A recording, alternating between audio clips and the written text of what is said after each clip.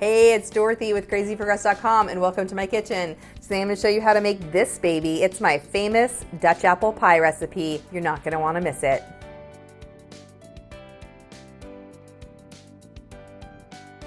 I've been making this pie for, over 20 years. It's been a long time since I created this recipe. It's a nice thick crumble topping with the apple pie filling and a from scratch crust. It's the reason I started my blog. I've been making this pie for so long, and the first time I made it for my husband, he fell in love with it. Now he doesn't eat dessert, so the fact that he even eats it is amazing. And one day we were sitting around talking about how amazing it would be to just have crust and the crumb and the apples and all that. We were talking about it, and somehow that led to Crazy for Crust. And so it's the pie that made the blog. It's the legend. It's my famous apple pie recipe. If you love delicious desserts, be sure to subscribe to my channel. Let's get baking this delicious pie. First thing we need to do is make our crust. Now, if you want to start with a refrigerated crust or one from the freezer, you totally can. I'm not going to tell, no one will know. My all butter pie crust that I make is perfect and delicious, but I understand that making crust can sometimes, one, be time consuming, but also be daunting. So if you want to try one, I'm going to show you how, but otherwise you can use a refrigerated kind and I won't tell, I promise. My all butter pie crust is easy to make because it's made in a food processor. It's foolproof, simple, and you can't go wrong with this recipe. So to start off our crust, we need cold ingredients. So make sure that your butter is diced and chilled, and make sure you have a little pitcher of ice water nearby because we want all the ingredients to be super, super cold to make the perfect pie crust. So go ahead and add your flour and your salt to the bowl of your food processor. Pulse a few times to combine them. Then you're gonna add your diced butter and run the food processor. I usually pulse it a few times until the butter is distributed into nice big chunks throughout the flour mixture. Then add 2 tablespoons of water and run the food processor until the mixture comes together in a ball. Now, sometimes you might need to add up to a third extra tablespoon of water. It just depends on a lot of things, altitude, temperature, humidity, so many different factors. But you're gonna use 2 to 3 tablespoons of water. Just run the processor until the dough comes together in a nice ball. Once you have your dough, it's time to roll it out. Now, I know a lot of recipes tell you at this point to chill the dough and then roll it out when it's cold, but that's just so difficult. It's hard to roll out freezing cold dough, right? It's hard, it's gets cracked, it's not easy to put into the pie plate. I find it so much simpler to just roll it out while it's warm. So that's what we're gonna do. I'm using a Rowl Pat, which is a silicone nonstick surface like a Silpat. But you can also roll out your crust between 2 sheets of wax paper if you don't have a silicone mat to roll it out on. Go ahead and lightly dust the surface with flour, just so it doesn't stick. And then you're gonna roll out your pie crust big enough to fit a 9-inch pie plate. It's gonna be about a 12-inch circle. Aim for 1/4 to 1/2 of an inch thick. And then carefully transfer the pie crust to your pie plate. Now we want to use just a regular 9-inch pie plate, not a deep dish. Place the crust in the pie plate and then crimp the edges as you want. This dough makes exactly enough for a 9-inch pie. Now is when we're going to chill it. So go ahead and pop that into the refrigerator, and we're going to chill that while we make the filling and the topping for this pie. My favorite kind of apple pie has a crumble topping. Crumble topping, I mean, I don't even need the fruit filling, right? I could just have crust and crumble topping and I would be super happy. We're gonna start with a lot of butter. It has 12 tablespoons of butter for a nice, thick, crunchy crumble.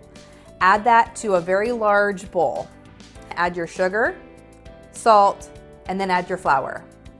To combine the crumble mixture, instead of using a mixer, I'm gonna use a pastry cutter. Pastry cutters are easy to find. They have them at almost every Target, Walmart, Amazon. They're inexpensive. You can use 2 forks to do this if you don't have a pastry cutter, but definitely if you have one, it's the easiest way to cut this together into a nice crumble. And you're just gonna go after it. The butter is cold, so it's gonna take some elbow grease, it's gonna take some work. You're just gonna keep pushing until you get a nice, thick and crumbly mixture. It's not gonna cohesively form into a dough, but it will form about pea-sized pieces of the butter flour mixture. If you want, you can get your hands in there at the end if your arms are getting tired. Just set that aside. Now we're gonna prepare our apples. So a traditional apple pie, I think, just has sliced apples that get thrown into a pie crust, right? But that's not good enough for me because I don't want crunchy apples in pie.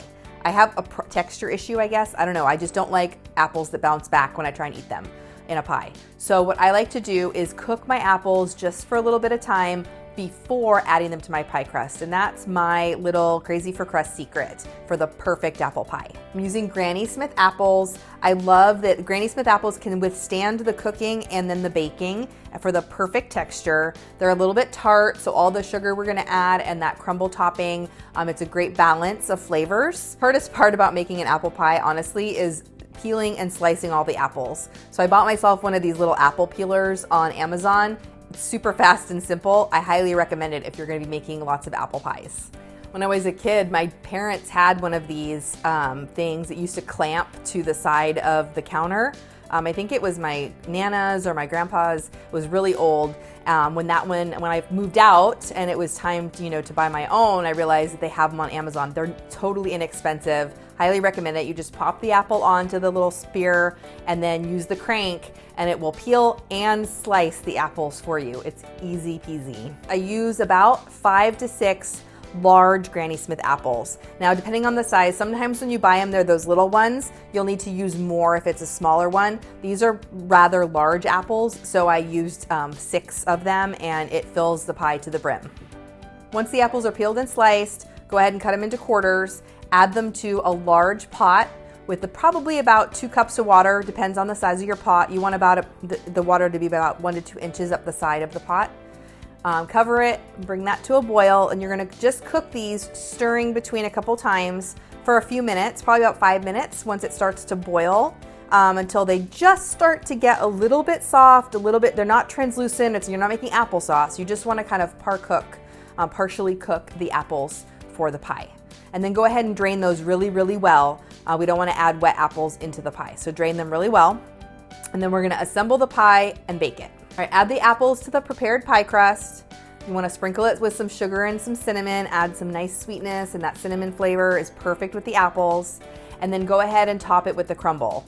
Now, the crumble is going to be nice and high and thick. If it spills onto your cookie sheet, I recommend cleaning that off or it'll burn.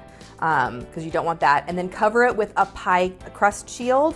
I love that so that the edges don't get too dark.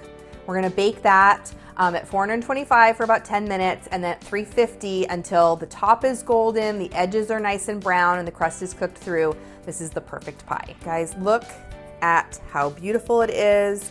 It's the smell, I can smell the apples and that butter. I don't know, does butter have a smell? But I can smell that buttery, sugary mixture. My mouth is watering. I know exactly how this tastes and I cannot wait to dig into it. It's delicious. Let's try. Now, the hardest part is waiting for it to cool before you slice it. You can't slice this too quickly or it's gonna fall apart on you. So I like to cool it and then I like to chill it, and then when I'm ready to serve it, I serve it with some ice cream or just a fork with the pie plate, however you wanna do it. But just try and wait until it's nice and cool before slicing.